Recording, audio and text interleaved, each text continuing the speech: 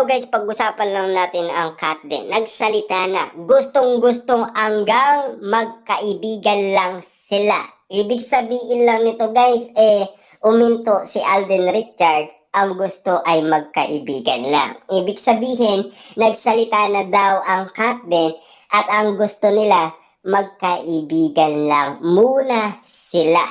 Pero, yung ba ay permanent na talagang magkaibigan na lang sila? Hanggang dun na lang nga ba? Kasi meron tayong napapabalitaan Nag-light na kasi si Daniel Padilla sa mga posts ni Catherine Bernardo. Ano ang imposibleng nalaman umano ni Alden Richard sa lahat ng mga nangyayari ngayon? Kasi siyempre guys, kung alam naman natin, kung ayaw na ni Catherine Bernardo kay Daniel Padilla, bakit hanggang ngayon, sinisiksik niya pa rin ang kanyang sarili sa isang Daniel Padilla? Na nabalitaan natin, meron na silang komunikasyon sa isa't isa. Dahil may tumutulong sa kanila. Yan kasi guys ang pinag-uusapan at pinagkakaguluhan at pinagpipestahan. Napilit nilang sinasabi na si Alden Richard ay talagang nagselos lang. Kaya bumitaw daw. Yun kasi guys ang aka-aka na pinag-uusapan. Kayo na ang bahala kung ano ang sa tingin ninyo ang tama na sinasabi ng karamihan. Kasi alam naman natin guys, sinasabi ni Catherine Bernardo kasi na wala nang lugar si Daniel Padilla sa kanyang puso or wala nang spark daw. Hindi niya na daw mahal. Pero bakit ang ibang mga tao ang sinasabi nila parang may pag-asa, 'di ba? Dahil ang nangyaring yun daw ang naging ugat kung bakit sumuko daw si Alden Richard. Siyempre guys, pinag-usapan yung light na yun, 'di ba? Siyempre magtataka si Alden Richard, lalong-lalo na nagla-like din si Alden Richard ng mga photos ni Catherine Bernardo, 'di ba? Suportaan sila. Kaso nga lang, nakita niya yung Supremo na isa siya sa nag-like umano ng mga video ni Catherine Bernardo. Ano ang masasabi ng isang Alden Richard na alam niya na talagang wala nang lugar sa puso ni Catherine Bernardo ang isang Daniel Padilla? Or baka gusto ni Alden Richard na magkaayos ang Katniel? Kasi alam naman natin guys, ang daming mga babae dyan, di ba?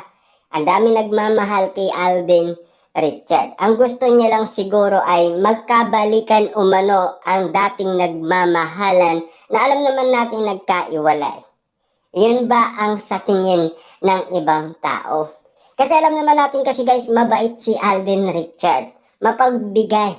Ibig sabihin kumbaga, yung kung ano ang nais ng ibang tao na talagang pakiramdam niya na medyo magkakaayos pa ang tingin nila sa isa't isa. Na alam naman natin guys, baka kung ano pa ang masabi ng mga tao kay Alden Richard, lalong-lalo na may mga issue na nabalitaan tayo na sinabi kasi ni Christopher Min na baka sumisingit lang si Alden Richard or ginamit lang si Alden Richard. Ganon, di ba? Ang daming mga issue guys na pwedeng pag-usapan. Ang daming pwedeng itira umano or ibangga umano kay Alden Richard. Lalong-lalo na ngayon. Iba na ang mga usapin patungkol umano sa Katniel.